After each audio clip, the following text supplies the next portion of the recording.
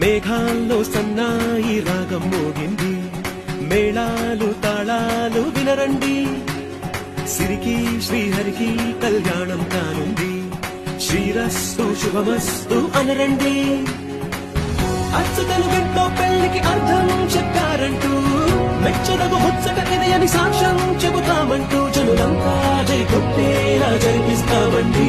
అందాల కుందనపు బొమ్మవని